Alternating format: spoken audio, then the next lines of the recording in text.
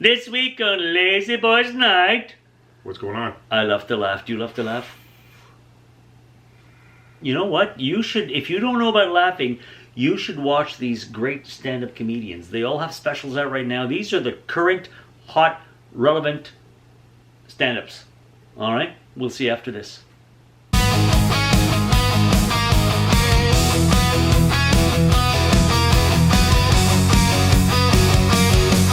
When the day is done and I need a good laugh, I tune into Lazyboys Night on their chosen path. Two mates on the lounge with stories untold, chatting about movies worth more than gold. Food escapades and opinions so true.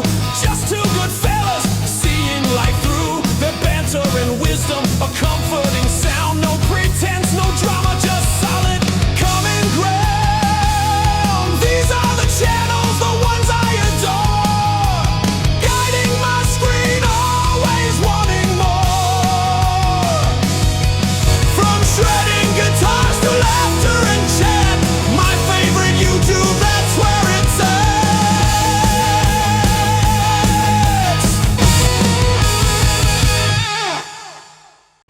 That's Dude. That's Dude. And welcome to Lazyboys Night. Oh, yeah. Oh, yeah. Oh, yeah. Now, I'm waiting for the Kool-Aid man to run through the... oh, yeah. This, I like the can. This is Strange Animal. Name your sex tape. Ooh.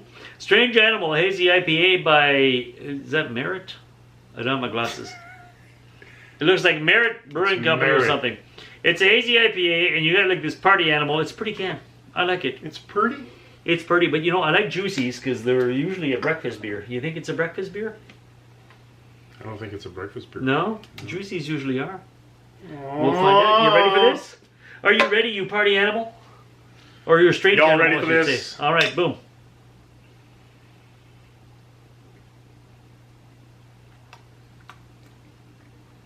It's not a breakfast beer, but it's nice.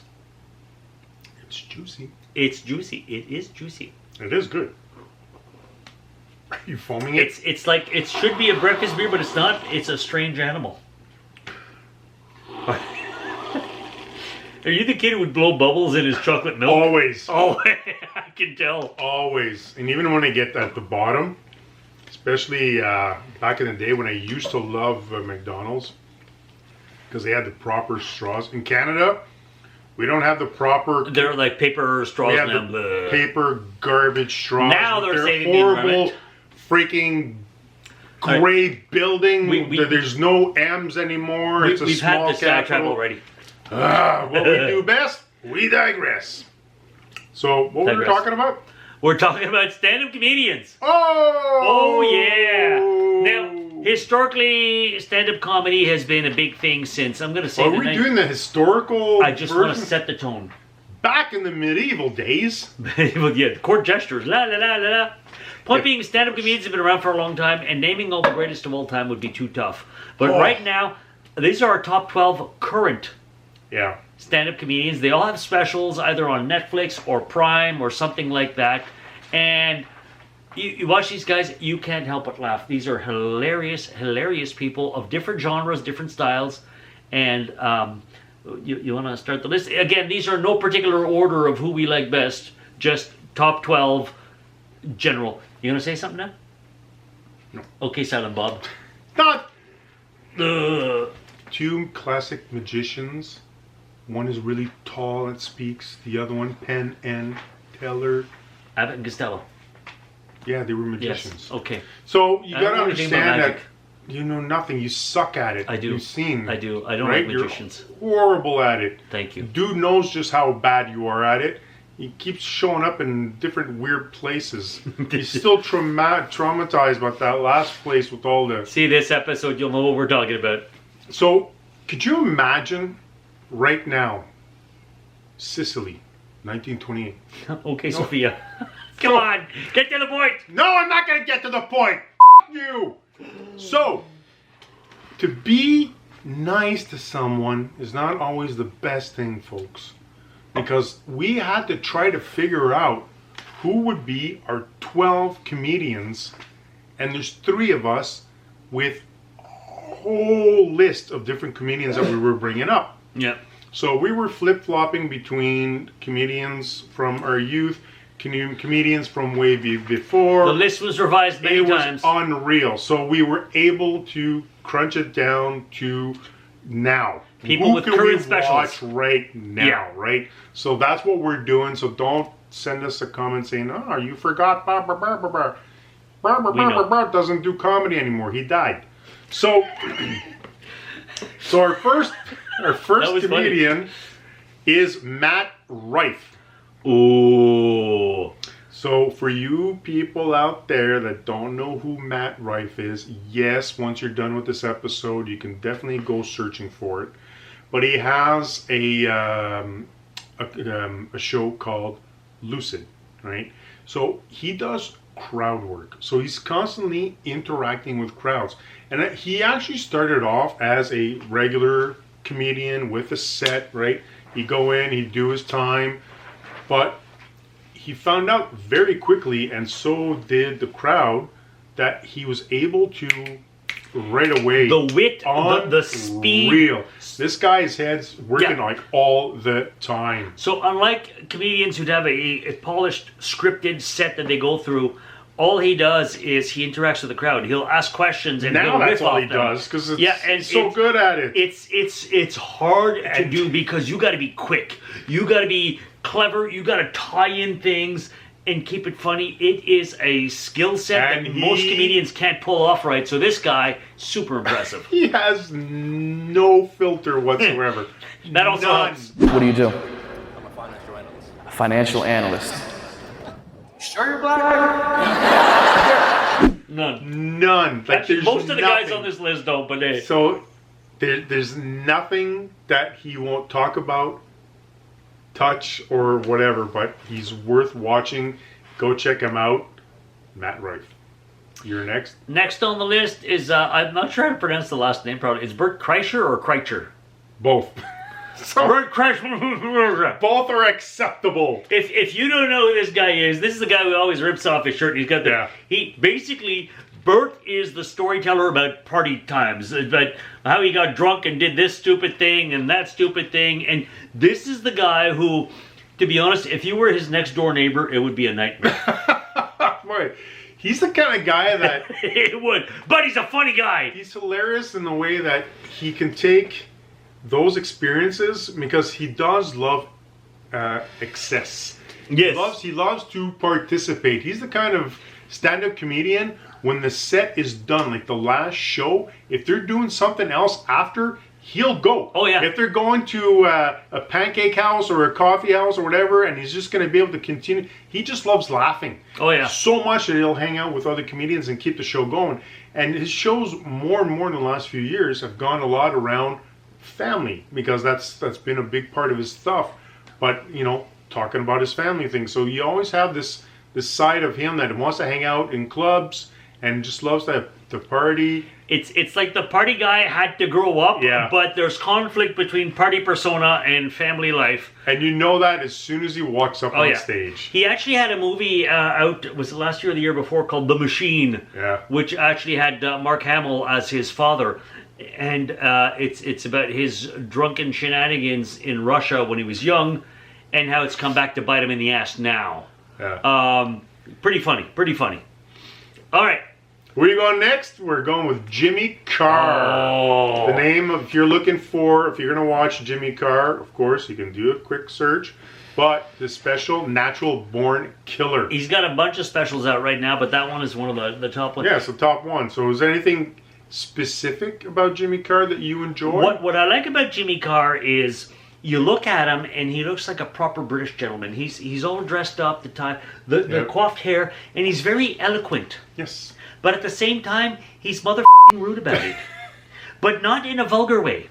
In like a he clever just way, did. not like it just did, but in a clever way where he will talk, no subject is taboo, and he will turn it around and talk about it as if it's the most natural thing in the world, and insult you in your face as he's doing it, and then laugh, and he's got that funny reverse breathing laugh, kind of. And look, you might be a dreamer. I don't know, Jacob. You might be thinking even now, yeah, but what if it's a supermodel from Paris? Well, if it is, and she's talking to you, she's definitely fucking mental. The straight man. Oh, beyond. And it's 100. Like if you muted this guy and you just watch him, you think it was like a documentary or he was trying to sell you insurance. I was gonna say you're at like a motivational speaker thing, and he's You just can a do fuck. it. But with that accent Oh yeah, and his delivery, deadpan delivery, the wit on this man. freaking unreal, man. It's crazy. Yeah. It's crazy. Next one. This is an Australian comedian who's now living in the States, very big. I discovered this Yay, guy. Aussies. Yay, Aussies, yes. I discovered this man when he did his famous routine on gun control. I think that's the one that put him on the map. The name is Jim Jeffries. The special I'm talking about is called Bear, but he actually has a bunch of Bear, B-A-R-E, not Bear, rawr, the big killer furry thing. But rawr, Bear, rawr. It's like, Winnie the Pooh Bear. if you're at a No. campsite I know. and you're just sitting around marshmallows, Rawr. it comes behind the tree. Rawr, rawr, rawr. It, Like, it happens. You want to sit down We're because you in look Canada. like It happens every day. you seem like nobody taught you how to be a bear.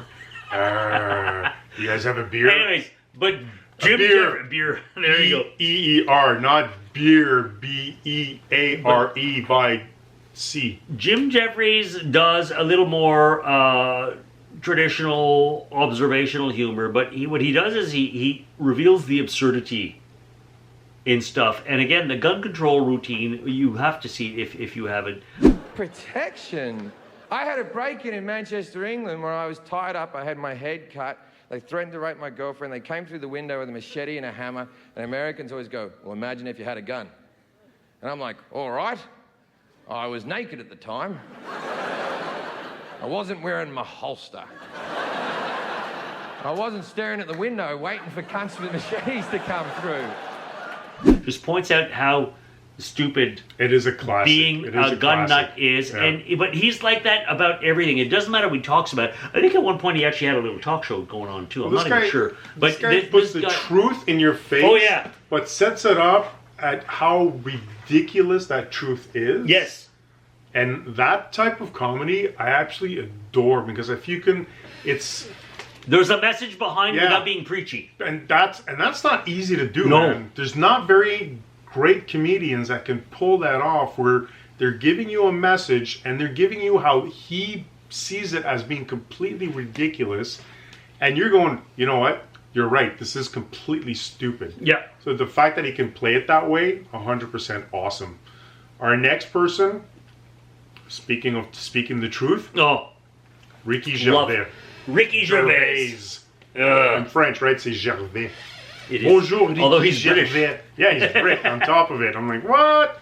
So he has Armageddon and more. He has He's so a many. lot of specials. If you have Netflix, you're going to see that he's there. I think he has a minimum of 4 stand-ups. He speaks about what's going on in that moment. So if you've seen him in like the British version of The Office or the show that we love that we talked about, Afterlife. Afterlife, this shows you his type of sense of humor big time. Yeah. So when he's doing stand-up, he is, if you look at him, if you're talking about, like, let's say politics, if you're going left and you're looking right, he's right down the middle. He doesn't care who you're with, who you have affiliations He's an with. equal opportunity Oh, yeah. offender. He will offend will blast everybody. So words change, is my point. Like the word handicapped, right? Again, traditionally, that was the politically correct term, the all-inclusive term for cripples and shit, right? But then they went, no, we want to be disabled. They didn't want to be disabled. They said. And he'll call out again, and he'll just speak the truth. And I remember one of his specials, and this joke just always stood. I don't know which one it's from, and I'm not going to ask Dude to search for it. But he's talking about this woman. Look at you, Lucky. He's talking we about love you. this woman who's like over 600 pounds, morbidly obese, stuck in her bedroom, can't even fit through the doorway. And he's like, the woman said, I've tried everything to lose weight. You know, apparently she eats 10 Big Mac meals a day. And he's like, I've tried everything to lose weight. And he's like, have you tried eating 9 Big Mac meals a day. Just that kind of in-your-face absurdity again. And he'll call you out on religion. He'll call you out on politics. No subject is taboo for Ricky Gervais, and he's just going to tell it to you like it is. And if you don't like it, he doesn't care. No, he legitimately does not care. You, I don't care. He's really hosted the BAFTAs and insulted everybody. He's hosted the Emmys. The Emmys, was it the Emmys? Yeah. And again, he didn't care and he insulted everybody because he has no left to give. No, he hasn't. None. Talk about not having a filter. No. He's been told before either going on stage or presenting, don't talk about these things. So then he'll specifically talk about them. First thing out of his mouth, those specific things. So don't talk about this, and this. Yeah, I'm going to start with this, and this. That's how it's going to go. But if you've never seen Ricky Gervais live, stand you owe up, it to yourself. Whatever he does on TV is nothing compared to his stand-up. It is literally comedy gold. Yep. Big time. Next on the list is Joe Rogan. Oh, yes. Famous podcaster now. Yeah. Prior to that, he was a TV star in sitcoms like, what was it called? The radio.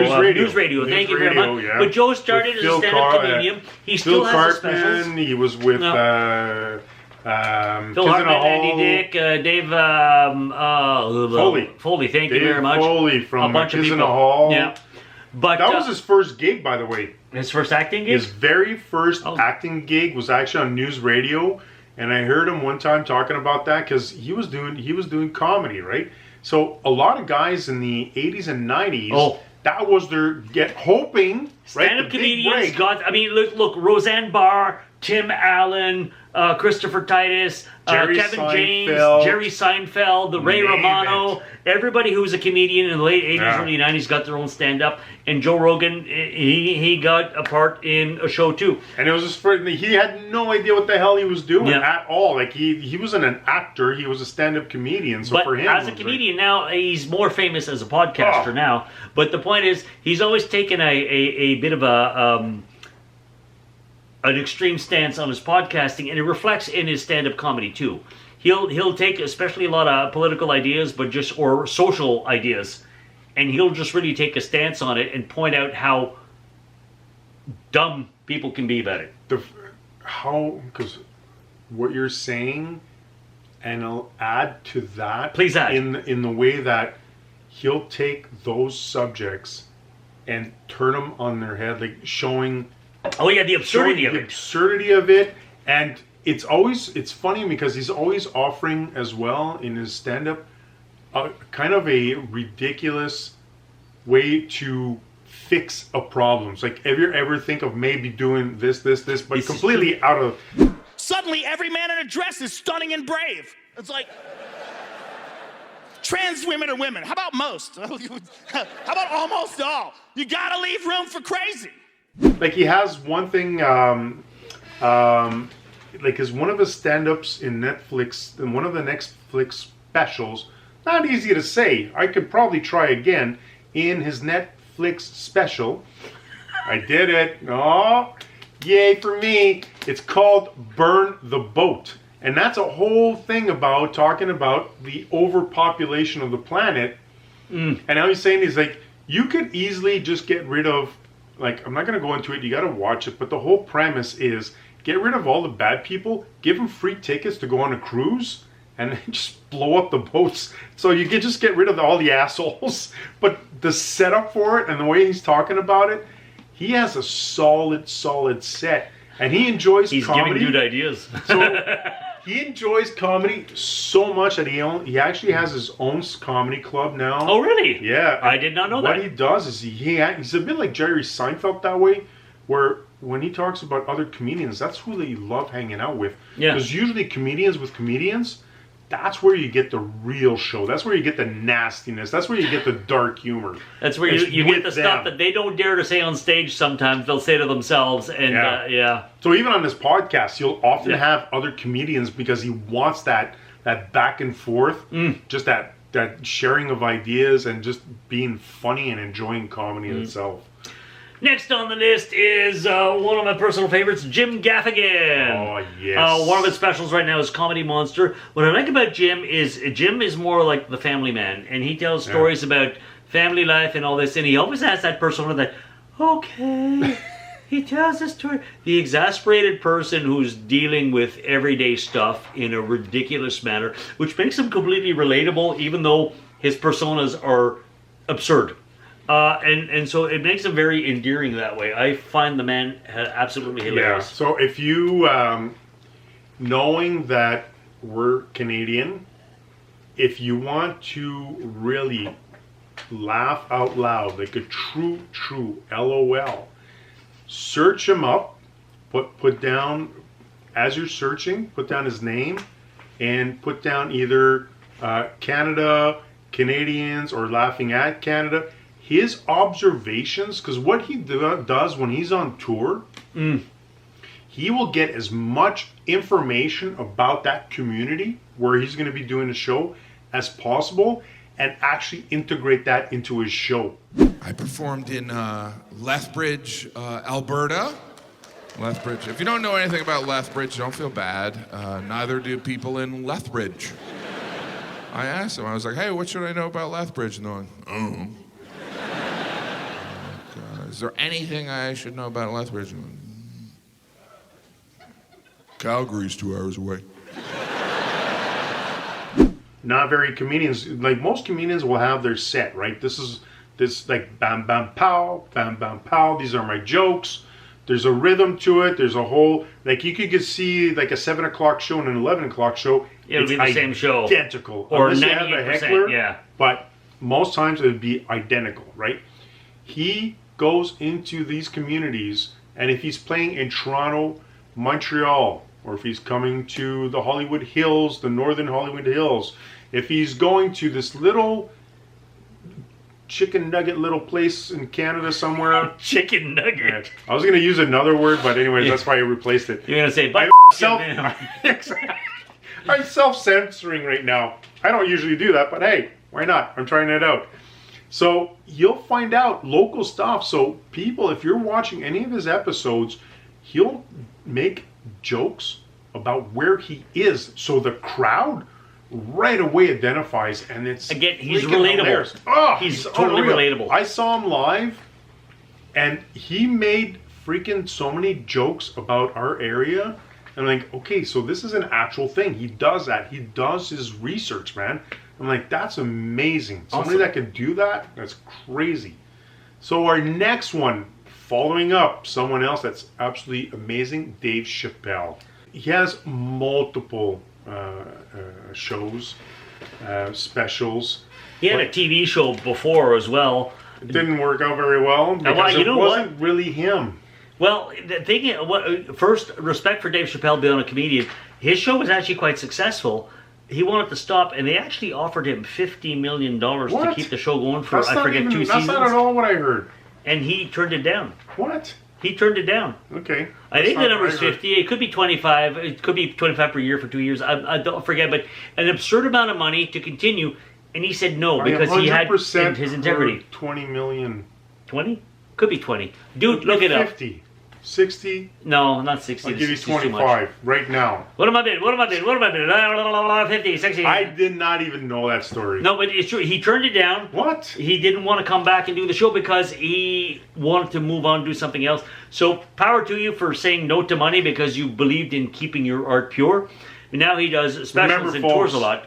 We research nothing. This is true. So what he's saying right now might be pure bullshit. No. It's true. I just don't know the exact number. Freaking just lying right now, just to embellish to extend the length. Yes, of because this I'm episode. trying to enhance the reputation of Dave Chappelle because he needs it. That's what's going on. Dave Chappelle needs help. He's a poor comedian. He's a poor black man who's got no breaks in life, and he needs your support. Please send money to the Dave Chappelle Fund right now. Operators are standing by. He's still waiting for his dad to show up. So, I have no idea. So, Dave Chappelle is one of those comedians that is able to talk about the most sensitive subjects imaginable, like this guy, you can give him something that would make us cringe. And like, I don't want to talk about that. You give it to him. Oh, yeah. He'll do like a freaking 20-minute set with that. Oh, yeah. I am not saying that to say that trans women aren't women. I am just saying that those pussies that they got, you know what I mean? It's like, I don't know anybody else that can pull off what he does with the subjects that he's willing to talk about, to the point where he almost got canceled a few times, or whatever that means today. But you can't cancel somebody that has that much influence and that is that funny. First of all, he's funny and fearless. He will talk about whatever and not worry about the consequences because he's speaking his truth about it, and a lot of people relate. And a great comedian puts you out of your comfort zone. Oh, yes. Says the stuff that you would get fired from your work for saying. Yes. There's nothing funnier than, for me right now, in how society is, when a comedian says stuff that I know for a fact if I said it in my workplace, I would get fired. I think it's the funniest thing ever. Things that you wouldn't be able to say around the Thanksgiving or Christmas table, and this person says it. Funniest thing ever. You know how many times I hear stuff and I'm like, it's funny because it's true. Yes. And in my head I'm like, and I wish I could say that. Yeah. You know how many times I've had conversations with people and go, dude, you can't say that. I'm going, why? It's funny. It's like, no, you can't. It's funny, it's true, unacceptable. but we're not allowed to say it. Yeah. You don't understand. It's funny. I don't care if it's acceptable or not. It's funny. So that's our sense of humor is like right there. Is if you can legitimately shock us, chances are you're going to get a chuckle out of it. All right. What? Why are you doing that? I don't know. Because you're so... I'm leaning back. I'm soaking in what was happening here. All right, who's next on the list, dude? I just said Dave Chappelle. Yeah, you stole mine because you had Jim Gaffigan. What are you pointing at? What the hell? This is super weird for me. I don't know. Well, because dude's holding the list. You What think we list? memorized all this? You're looking at what? What are you looking at? Dude, do you have a list for him? I don't have my glasses. I need a list. Are you pointing at a list? I can remember 2-3 things. Where? I can't remember 12 names. Fine. I'm Okay, special I'm that going way. out of memory, Bill Burr. Oh, number 9 on the list. Good for you. Yep, the funny ginger. The funny ginger. He's I shaved actually now, so we're he? like brothers in arms. Oh, Yeah. That's not funny. it's kind of... It's greasy. Yes, I was gonna... Greasy's not funny. You can see me wiping my hands on my pants there because that's a I'm little surprised his greasy. hand's not in his pants because it's greasy. Al Bundy. Oh, that's not what he meant. I know what you meant. Oh, Bill Burr. Love Bill Burr. Yeah. Bill Burr to me is the everyday redneck. To me, he's the best angry Irishman ever. I did a gig recently. I was in Ireland, and I was in the green room by myself, and I went to turn on the light. It was one of those pull switches, and it wound up around itself, looked like a little noose, and I immediately just thought, what if I just stuck my head in there and just turn the lights out, literally and figuratively. Same thing. No, an Irishman. No, Bill, I'm sorry. That's him, man. I didn't call you a redneck. He called you a redneck. I'm It's saying the you're angry part, too. So he was traumatized by his father, and he actually has a Netflix show where F is for family. Yeah, oh, I love that. It was an animated series. Holy jeez. Here's, folks, look at this image. Yeah, the intro is awesome. So, F is for family. I'm sorry they stopped that. It ran for like 4 seasons and then they stopped it. I hope that it does come back. Yeah, it's set in the 70s and oh it's a my completely Lord. dysfunctional family about a guy who hates his job, dead-end job. He's got the deadbeat teenage son who's like a total screw-up. He's got the bratty daughter who's I a swear, bully. if you keep talking about this comedian the way you're doing, I'm putting your f***ing head through the wall. That's exactly what the father sounds like in the show. That was totally Bill Burr's dad character there. Oh, it was a great show, and his comedy is the same thing. It's that angry blue collar guy. Anger so funny, man. There's movies where you see people lose it or get super, super pissed off. I crack up, man. Oh, yeah. And sometimes it's served me, sometimes in real life, sometimes not so much because it got me into conflicts. But when somebody gets angry, I usually find it very funny. But sometimes, trouble, but sometimes I'm just saying, not all the time, but sometimes the angry person doesn't enjoy someone like me laughing at them going through a period of time when they're freaking out. It can be problematic sometimes. It can be problematic, but that leads to a moment of altercation followed by more laughter. So, you know, and it's that's a what win-win. Bill Burr evokes in his comedy, and it's quite funny and relatable. Yeah, he had this whole bit about his girlfriend.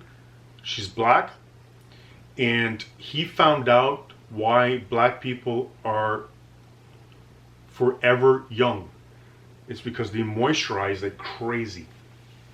And then he noticed his girlfriend, how much she moisturized all the time. And he says, why do you moisturize so much? He says, because I want to keep my skin soft and everything else. She goes, should I be doing that? He goes, oh yeah, you're ashy. She goes, what do you mean ashy? Like, if you rub and it gets white, it's like you're ashy. So this whole bit about the fact that he discovered that his skin was ashy, awesome. His comedy gold again, I'm going to have to look that up. Yeah, brilliant. All right, next on the list, this is an older guy who's been around the block for a long, long time. Had a big hit TV series in the 90s and has become relevant again in the stand-up thing. Bill Cosby. No, he's in jail. Well, he's relevant now. No, he's not. I'm talking about Ray Romano.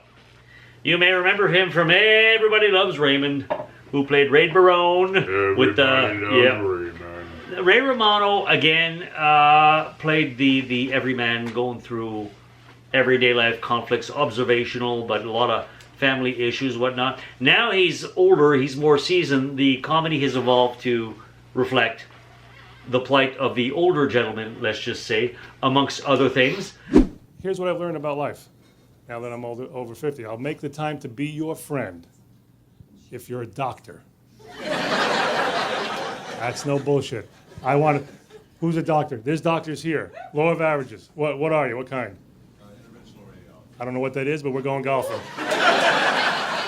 But this is a guy who's been around forever, and there's a reason he's been around forever. Yeah. Because he's that funny. Whether he started in stand-up, he went from stand-up to sitcoms to doing movies, but he never forgot his comedic roots, and he's come back to it. And it's not everybody can manage to stay on the game. Oh, you got the golden ticket, man. In comedy, he got the golden ticket. He got his own sitcom. But he stayed relevant afterwards. He's still in the game, and he's funny. And you listen to this guy, especially I'm going to say, as guys who are now no longer in their 20s. I relate to Ray a lot. You're old, dude. Why do you have to say stuff like that? Yeah. Stop it. I'm in denial. It's a beautiful place. So he actually had a Netflix special, and this is when I rediscovered him I remember him as a stand-up comedian. Yeah. When he got the show, it was good for you, and I thought it was a hilarious show. It was very formulaic. No. But it was hilarious. It was well played. Like the interaction with him and his brother and his dad and this whole thing going on. It's not really about the kids. No, the kids were freaking like furniture.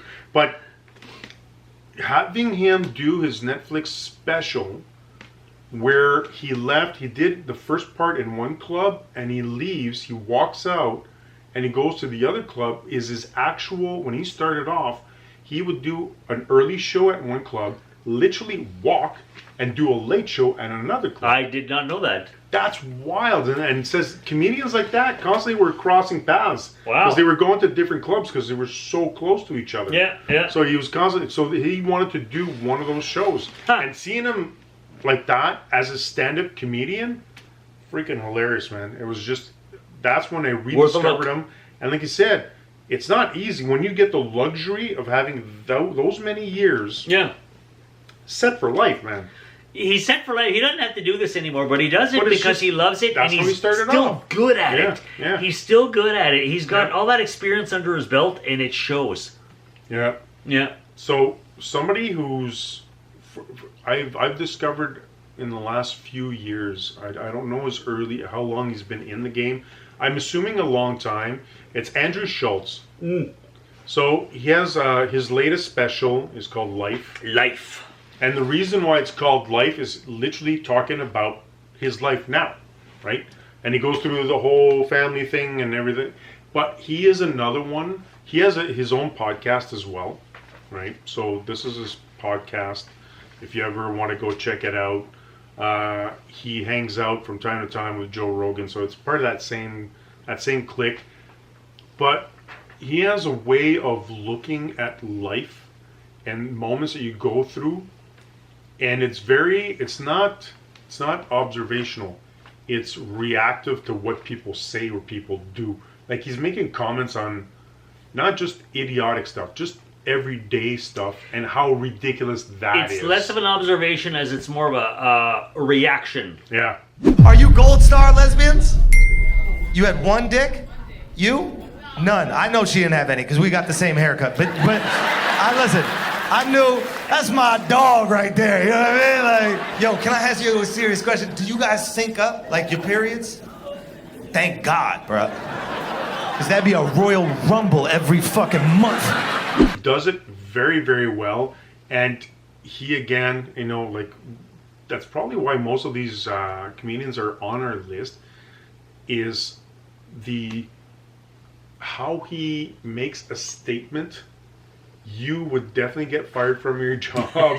You would definitely, like, all these comments he makes, there's no way you'd be able to be a functioning part of society. He dares to be what we all sometimes wish we could say. Oh, yeah. That's, you know what? That's an awesome way of putting it. Yeah. Like, when he's standing on stage and he's asking, like, he's having interaction with people, or somebody makes a comment, the stuff he says, but it's always right. It's always the delivery. A comedian is 100% delivery, timing huge. I could try to say the exact same thing, and nobody would, laugh at all and go, "What the hell?" They never laugh at what you say. That's horrible. I know, that's a fact. So this guy is able to take those moments and just spin them, and people is not even. It's not an uncomfortable laugh when this guy's telling stuff. It's like you're going. You're speaking the truth to a point where we're 1,000 people right now. You're the only one that's willing to say it.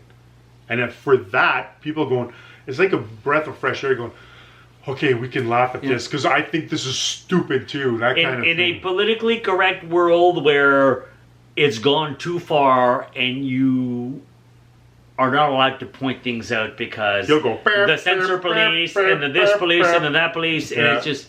it's not being offensive. It's just being like, come on, seriously? No, that's stupid. That's stupid. Yeah. Are you retarded? You've crossed the line. Can we just bring it back here and realize how dumb this is? Yeah. So he's definitely on that pendulum from society, and he's bringing it back. He's trying to bring it back to the middle, where we can all laugh at each other 100%. Last on our list is, and I feel bad that we haven't mentioned a single female performer yet. It's all been a sausage club so far. It has. Sausage party! Sausage party! Horrible film. I'll never not see it again in my head. Oh, well, they have the little orgy there? That's just... I said that especially because you were drinking. And don't see it. This last name on our list is Leanne Morgan. Yay! One of her specials right now is called I'm Every Woman. What I like about her is just that. She's every woman. You listen to her, she's got this southern drawl, and she's a mom and a wife. Yeah. And it's... While it is a woman's perspective on dumb shit men do, and dumb shit kids do, and how it doesn't feel like a feminist lecture. It's just really, here's your take on things. And I think that's why she made our list. Yeah, because it's not a lecture, it's not preachy, it's just, this is how it is. Yeah. Do you realize how dumb this is? And this is what it is. And let's face it, men can be incredibly freaking stupid sometimes. come in here, baby. I said, your daddy's gonna take care of y'all. I'm going to Nashville for like 3 days. She bust out crying. I said, what's wrong? She said, don't leave us with him. He doesn't know where the food is. So she looks hilarious, man, too. Just the way she presents herself. She basically is the Southern lady she's a mom, she's a wife, and she points out the ridiculous BS that women go through. But what I like it's not preachy. No, it's not about at all. feminism power. It's just about pointing out dumb stuff. And I'm convinced that's why she made our list. Yeah. Because that's one of the big things I don't like about female comedians is it's always about periods. It's always about freaking political correctness of this and that. And it's like just, there's a lot of it I don't enjoy. But her comedy is pure. Yeah. Like in the sense that she talks about her life as a matter of factly, and here's some freaking awesome, like I could see her like sitting around a table. We just finished supper and we got a couple of drinks or whatever, and she's talking about something that happened last week. That's what she's doing on stage, man. She's talking about things that she's gone through. But her perspective on things and the dumb shit happening around her, basically. She's an awesome storyteller. Yeah, that's what she is. She's a storyteller. An awesome storyteller. Agreed. I'm a huge fan. She actually has a TV show on Netflix called Leanne. She's the star of the show. She has gotten the golden ticket from what they used to want. There you go. She's like Ray Romano God, like Jerry Seinfeld God, like and the whole Roseanne premise, and the whole Tim premise Allen. of the show is she's going through a divorce. So dumb ex-husband and source of material. Yeah. Oh my god, man! And her storytelling humor is brought into the show. It's awesome. It's a fantastic show. If you just want to if you're trying to figure out what to watch, and you just want to laugh and have a good time, it's a classic sitcom. It's really well made. You don't see a lot of those anymore. No, and it's not like the laugh track and the whole thing. It's just the back and forth, what she's going through, how she reacts, her comments. There's part of it that you're going, this is a real person that is just awesome at telling stories. There you go. And it's not, like you said, it's not being preachy. It's not talking about, her freaking period, or talking about, how... That's the second time you mentioned periods, dude. How guys... Are you on your period?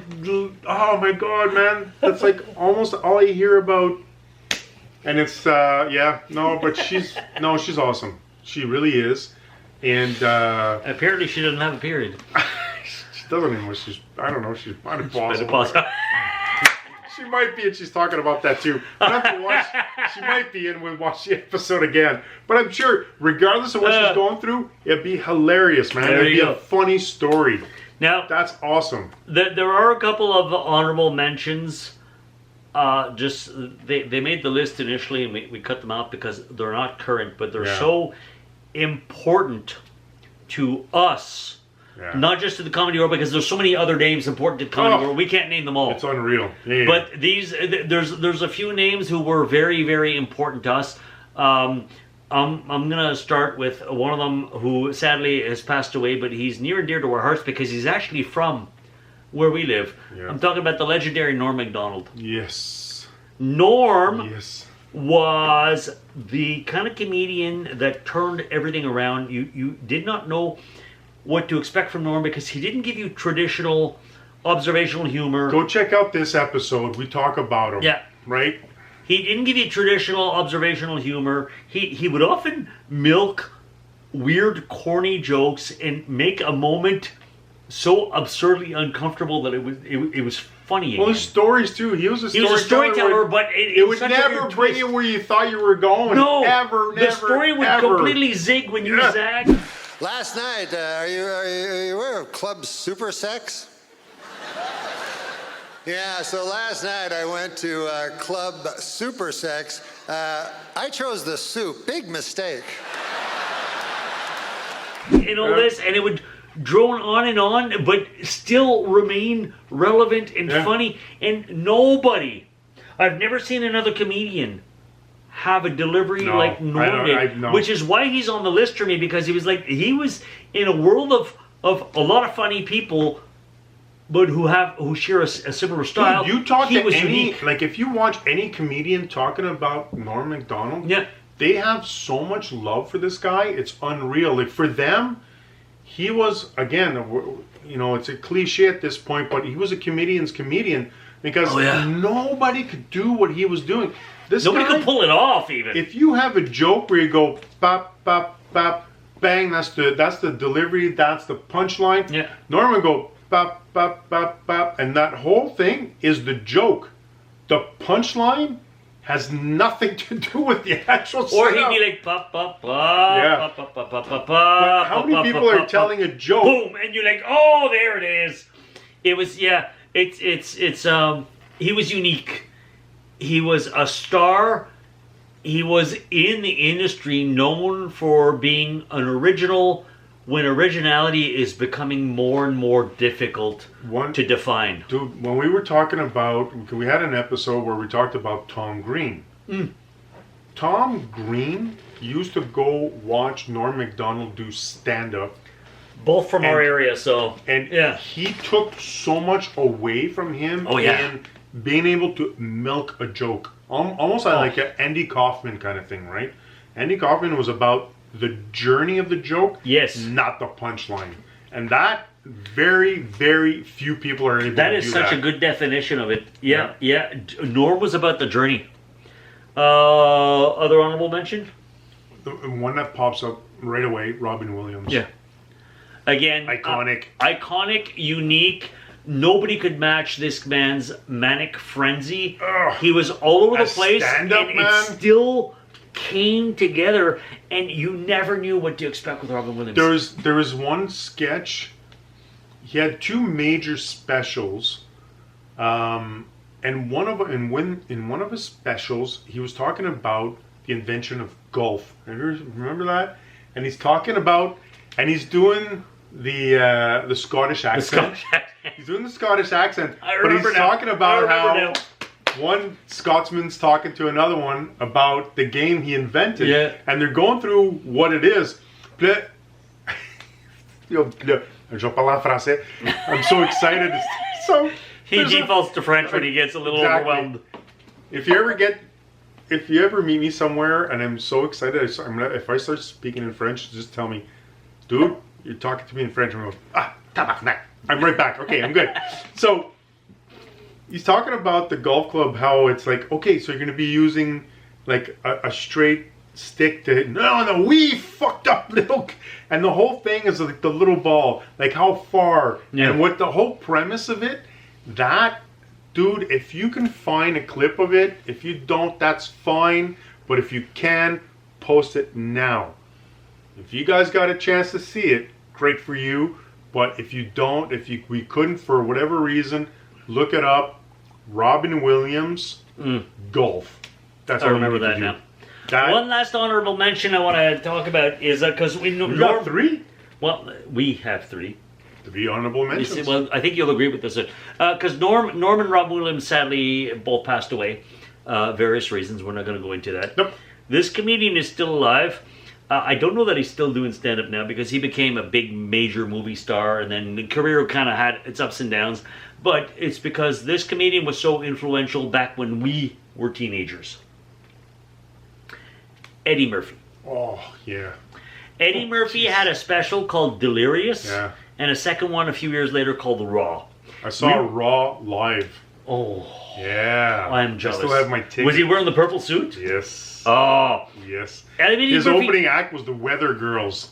You know who the Weather Girls are? No. It's Raining Men. Oh, hallelujah. So he had them opening up his show. When Eddie Murphy Delirious came out, I was still a minor. I believe you were still a minor. Yeah. And this was rated R18, and back then VHS tape. VHS. So hang on, do you have VHS back here? They know. Just pop up an image of VHS tape. You know what it is. The big thing was trying to rent it and watch this without our parents knowing because it was rated R stand-up comedy. And anybody who stuff we had never. Yeah, and you ever had to heard see before. Eddie Murphy Delirious, and you're like, because you're used to him from Saturday Night Live. If you manage to Goonie stay up goo goo. late, you know. I got them ice cream. I got them. But anyways, And you Eddie, got none. Eddie basically shaped what adult stand-up was for us. We had never heard anything R-rated before. We never, there were forerunners before him. There was George Carlin. There was Lenny Bruce and all these things. But we didn't know these guys. Eddie was our... Even Richard Pryor, we saw him in movies. We didn't see his comedy. No. Right? His stand-up. Eddie was the one who introduced us to this world, and it was legendary. Yeah. It was at school. you had Everybody people quoting it constantly. People passing bootleg tapes of Delirious. Yeah. It was just that awesome. And then when Raw came out, it's like, oh, gotta see Raw. Yeah. And it was just so. Even though Eddie, I don't think does stand up anymore and hasn't for decades. It was so influential, and I'm sure Eddie influenced a lot of today's comedians as well, which is why I think he's an honorable mention. He was the guy, he was the storyteller, totally. Oh, He was totally the storyteller, Yeah. and he was a massive, massive influence. And today, even though he doesn't have his specials anymore, I think he deserves this honorable Oh yeah, salute. because I still Yeah. remember the opening for one of the two specials, and it shows him as a kid. Oh, and it was the kid Bud from the Cosby Show who's telling the story. And he goes, and all the kids, Eddie's gonna tell a story. And he starts talking to the family, And then he kicked him in the... and he kicked him in the ding. We don't want to spoil it. Yeah. And the one uncle says, "This kid's gonna go somewhere." It's like the show starts off, but it's just that intro was brilliant. Anyways, yeah, awesome. Hey, So, you like stand-up unless comedy? you don't know anything yet, we love to laugh. We do. Boop. So Ha ha enjoy. ha ha ha. We enjoy comedy, and we want to share it with you. You know what else we enjoy? When you subscribe, That's awesome. like, and share. We always crack up. Oh, we do. We love it. It makes us laugh. If you It want does. to make us laugh and see our Because our when you don't, we numbers, cry. Yeah, there's only two choices in life. There you right? go. So if you can do that for us, if you're still around right now, you know what you are? You're a fan. Sorry. And as a fan, you know what else I want? Please let us know who your favorite comedian is, and if you have a link to a good YouTube clip or a Netflix special, let us know. We want share to it. expand our horizons. We really, really do. You can share with us too, not just with other people. You It goes both ways. Uh-huh. Nice. So you know what's going to happen? We're going to see you next time. Cheers. Cheese. There you go. I'm afraid to touch your tip.